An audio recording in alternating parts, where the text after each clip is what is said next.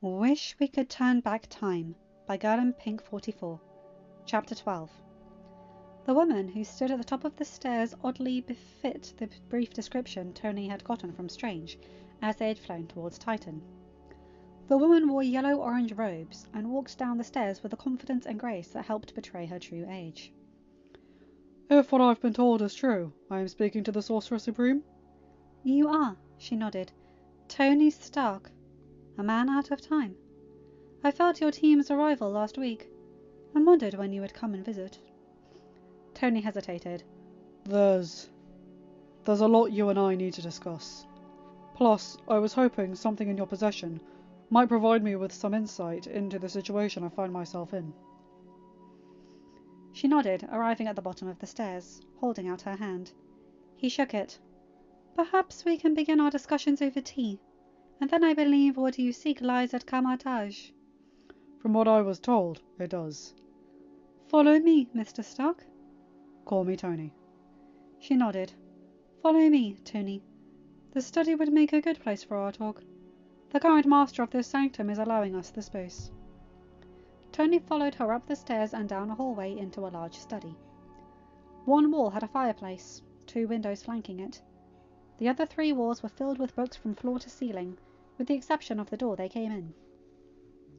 There were chairs in front of the fire, a tea set already set up. The ancient one indicated a seat, and Tony took it, allowing her to pour the tea and offer him a cup before making her own and taking a seat. Yours is a unique situation, Tony. To the best of my knowledge, and it is rather extensive. Nothing like this has ever occurred before. What do you know of the events that occurred last week? I know one of the masters, Wong. Good man. Saved my ass once. The ancient one smiled. He alerted me that an artifact was behaving oddly, and I came to see. It was the Eye of Agamotto, and, more importantly, what is held within. The Time Stone. One of the 6 Infinity Stones. Tony realized that trying to evade her questions wouldn't do any favors.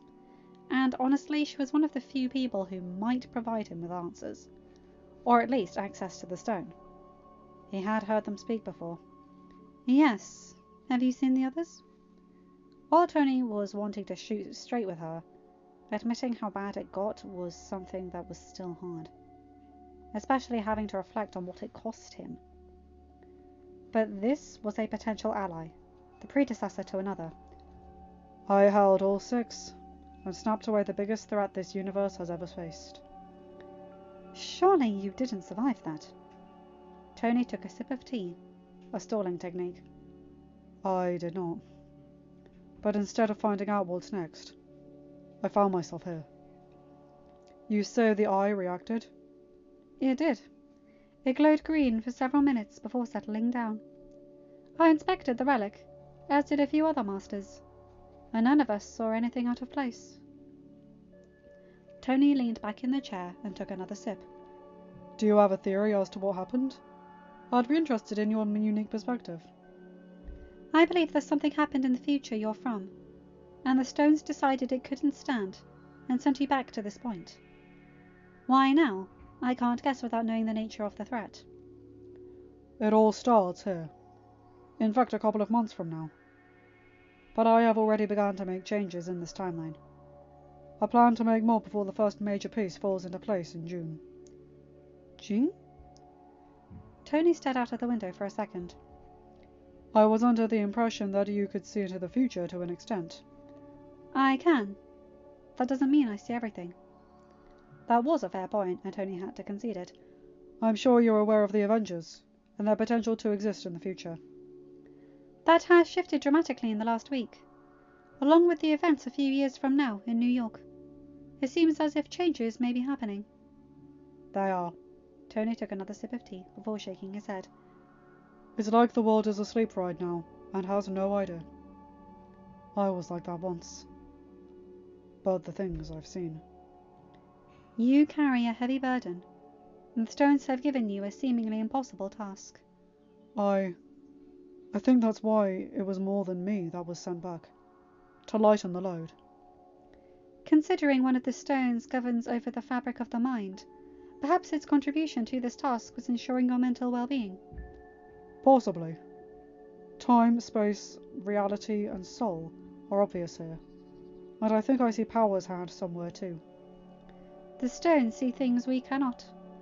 While we have guarded one for millennia, we cannot begin to grasp its power. Use it for some spell work, but beyond that its power is immense. You wielding the stones for any amount of time is no small feat, Tony Stark.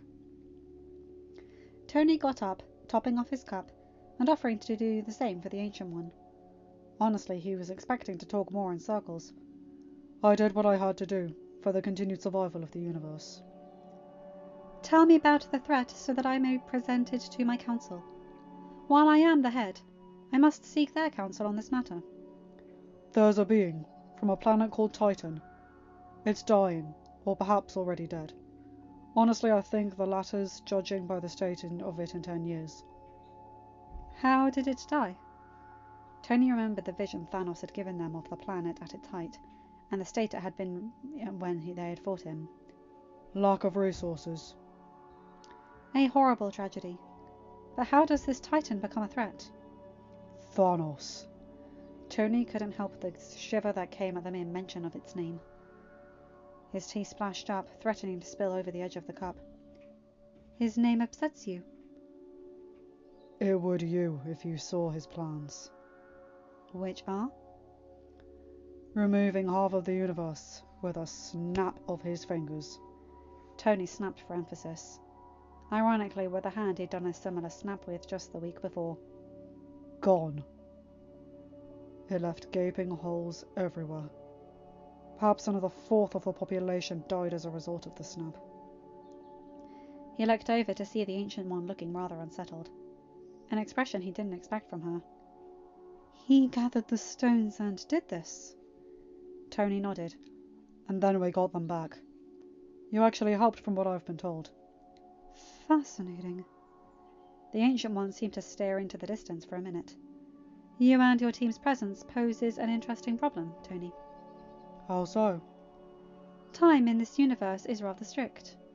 It has a set path, and there are those out there who seek to keep it running a certain way. One has to wonder if the Time Stone and its counterparts can override their opinion and deem a new option. It said the cost was too high. Tony closed his eyes. The damage was too great. The universe was too badly fractured. You proved you were able to protect them and save us. Save the universe before it cracks again. They spoke to you? A couple of times. I'll admit, at the moment, I wasn't in the best of headspaces. Tony sighed. I'd just held all 6 Infinity Stones in my hand. And the pain from that act would be incomprehensible. Words can't describe. Tony leaned back in his chair, staring into the fire. But what can you do at that moment? You have the chance to stop it. Save the world. Save your family. Your children.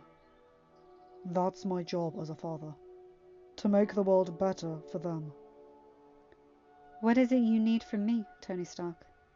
Ally of the Infinity Stones, conqueror of Thanos and his army, savior of the universe. She stood, staring at him. And in that moment, Tony felt the age and weight of the woman and her position. Aid. This battle cannot be won unless Earth and her forces are united. Tony wondered what that meant, in regards of him and his former teammates. Future teammates? Tenses were a bit annoying at this moment.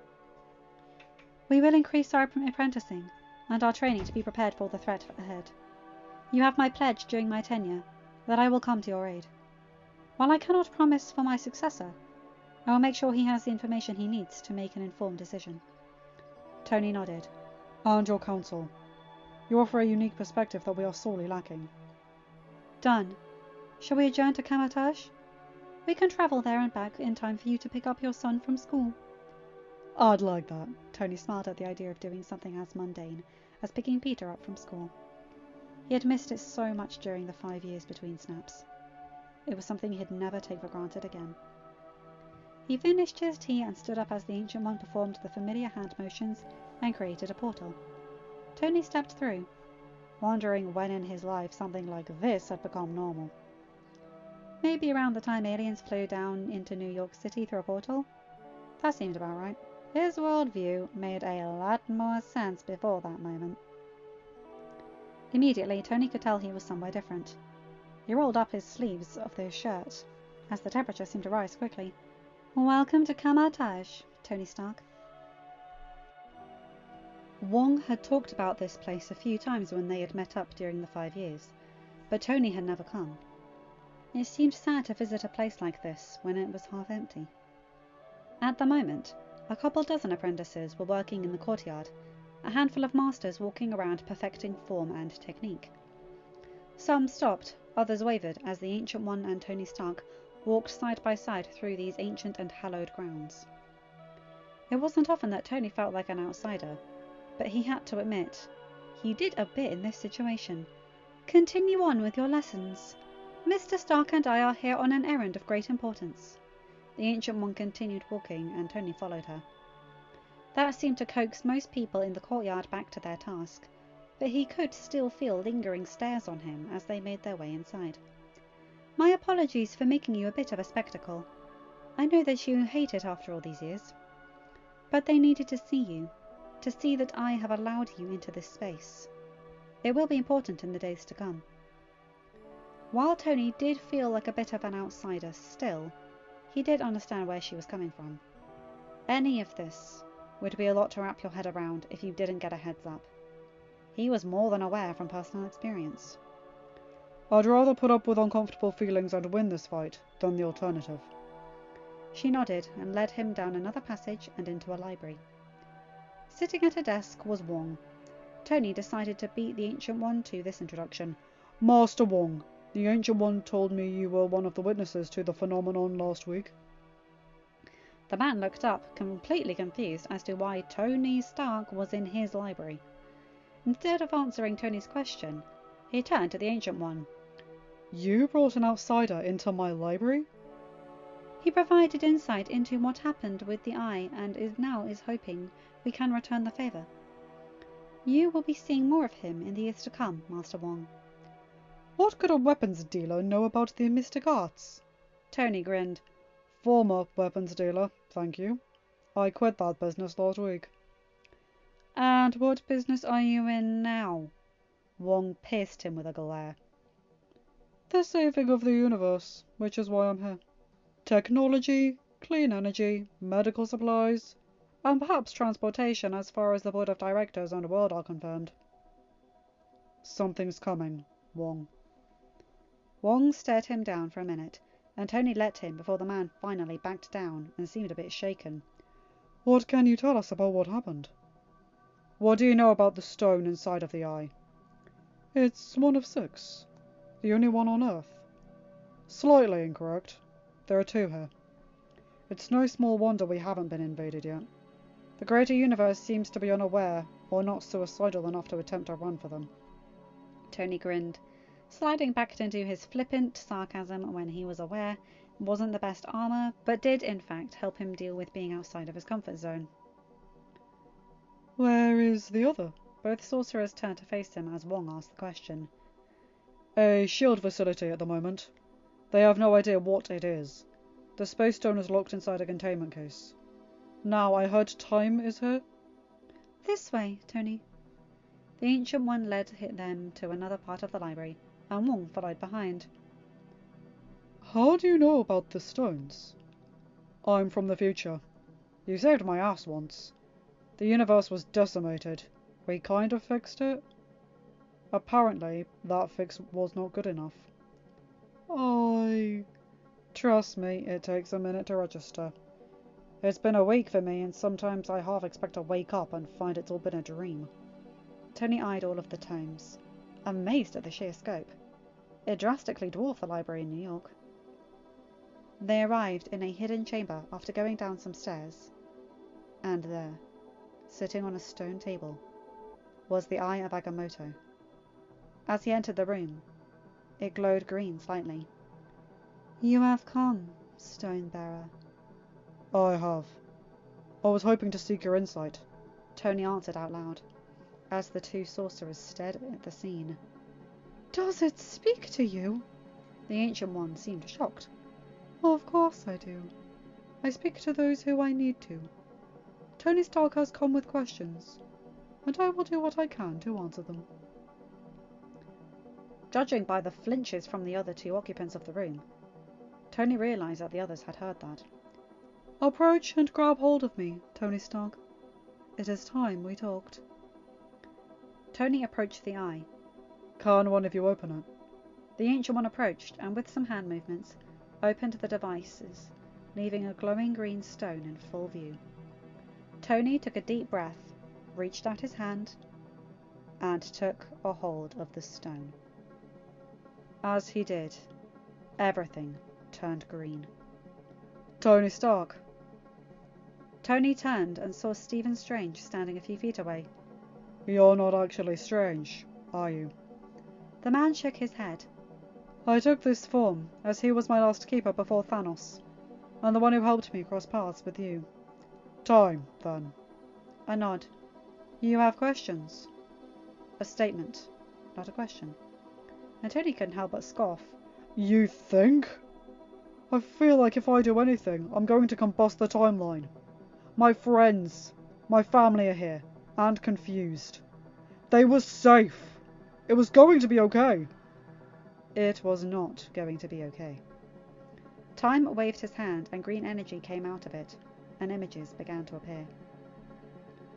A shot of an old man handing a shield to Steve. When returning the stones to their place in time, he decided to stay back and live the life he thought he should have had. Time's face held barely veiled contempt. In his quest to keep time on its proper path, he decided to make his own choices. Sam Wilson took up the shield after some issues. Tony saw images of... was that Sharon Carter? Working with Barnes and Wilson, but also against them? So there were some bumps in the road. Pepper, Morgan, Rhodey, Happy, Harley and Peter were safe! About Peter. Another scene popped up. This one of Rundown Bar and Quentin Beck. Wait, didn't I fire his ass after he tried to throw a fit about Bath and imply that it could be used in ways that were against what I stood for? You did. And he bided his time and sought revenge in the form of your heir. Time answered, nodding to the scene where Beck celebrated with his associates. Other former and apparently disgruntled Stark Industry employees. He held the Edith glasses, the ones Tony had made for Peter. No. There were images of the fight. The showdown between Peter and Beck, where Peter won. And then there was more. This is breaking news! J. Jonah Jameson appeared instantly and Tony's blood began to boil. We've come to you with revelations about last week's attack in London. An anonymous source provided this video. It shows Quentin Beck, aka Mysterio, moments before his death. A warning, you may find this video disturbing. Why do I get the feeling I'm going to find this disturbing for other reasons than the ones he's implying? Tony let out a sigh as he watched Beck frame Spider-Man for the drones, for the attack on London, and for his death. And, of course, the idiot that was Jameson brought it hook, line and sinker. To be honest, Jameson would be anything that painted Spidey in a negative light. But that's not all, folks. Here's the real blockbuster. Brace yourselves. Spider-Man's real name is Peter Parker! Tony took a step back as he saw the crowd turn on Peter before the image failed. No! No! I worked too hard, too long. I made sure it was buried deep. He was supposed to be okay. Be safe, be supported. He had May and Happy. A spell went wrong. Villains spilled in from other universes. Peter was hated, and didn't get into MIT despite the large donation Tony had made. Sure, that was in his will, to ensure the kid got into the school of his dreams. With great power comes great responsibility. May Parker spoke the lines before she fell to the ground, and after a moment died, Peter sobbing over her body. Tony couldn't believe it. A fight? 3 Spider-Men? Tony would try and process that later. And then, Peter chose to have the whole world forget who he was, so that he could save it. Why? The world was unstable. The stones were gone. The TVA destroyed. Chaos magic had been unleashed. A threat loomed on the horizon that no one saw coming. How could they, when they barely understood what they had unleashed? Is this the cost? The one that was too great? Time looked at him, sympathy on his face, which annoyed Tony. Tony didn't want or need his sympathy. He wanted his kid. But he needed answers first. The world needs the stones to maintain the balance. The TVA, while unnecessary, served a purpose. TVA? Time Variance Authority. They're not completely relevant at the moment. I have muzzled them and their sacred timeline. It is my right as the overseer of this universe's timeline. Alright then. Tony watched the scenes of various people he knew. Some he cared about. All were suffering in the fights ahead. What can we do? Stop the snap? Destroy Thanos early? You must stop the snap. Defend me and space, and any others that come your way. Save lives that could have been. The Avengers. Do they need to reassemble? That's up to you. Who is on the roster? How close you are to them? I understand that you and Steve Rogers have arguably insurmountable differences. Tony snorted, turning away from time, from the images. That's a word for it. I went and I died to save the universe. To save a team that abandoned me. To save my family. And then, he what? Claims he earned his rest and swans off into the sunset, completely disrupting the timeline. Where was the TVA there? They chose to ignore it. I died! Tony whirled around and faced time. He could feel the anger rolling off of him. I died. I gave up my chance at my happy ending and took responsibility. And, once again, he ran away from it, and he's the one who gets the happy ending. Tony needed a moment. An honest minute before he lost his temper. And then they all abandoned my kid. Leave him to that fate. Offered no support to May? He scoffed. Daredevil, who never met the kid, helped him, but not the Avengers who he fought alongside. You can fix it. Give Peter, give yourself that happy ending. You can even get more time with him while he's young. Is that why we came back so far? To let me watch my kids grow? Time smiled. It is a reason. Another you discussed with my former keeper. It all starts here. You're making progress. Having your family has helped. Before, you carried too much alone, Tony Stark. Let them help. What happens now? Now, you live. Change what you need. Seek allies. New York must happen again. My brother comes to Earth. You could stop the eruption of chaos magic if you get him first. Can we stop it? Time paused. Time is not a fixed thing, Tony. It bends and flows as you make choices. Even the TVA cannot stop things that happen despite their belief to the contrary. I believe you have a great chance at success. But don't spend all of your time preparing for a war like you did before.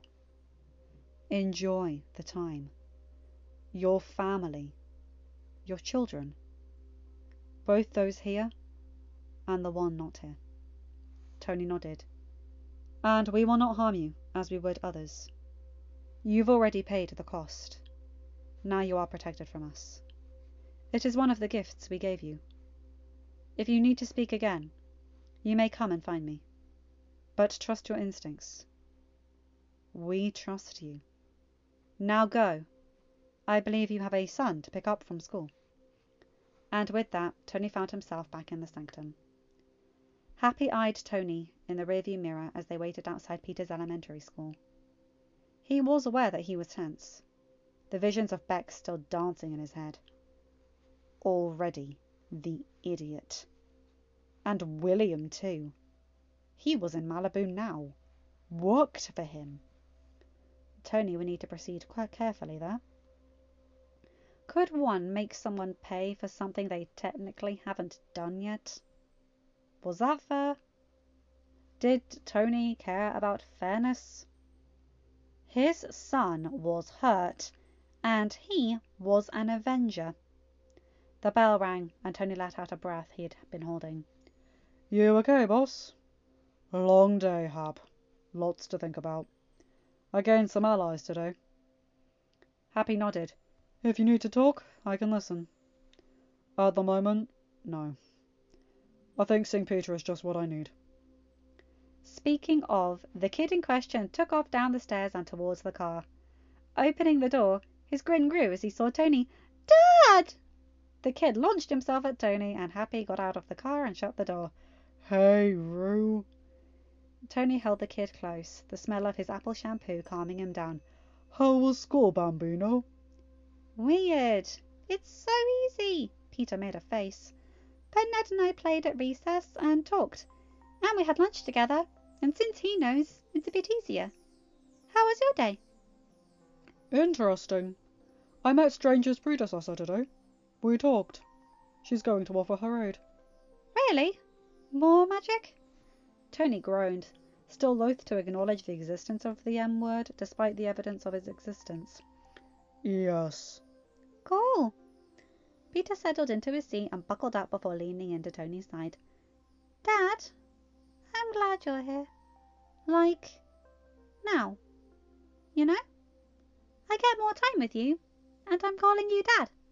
Which I love. Tony ran his hands into the curls, feeling the tension of what he saw earlier melting away.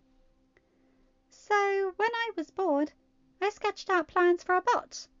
My robots need more friends, and I need to work on my coding. Tony laughed. I'll have a look at your plans.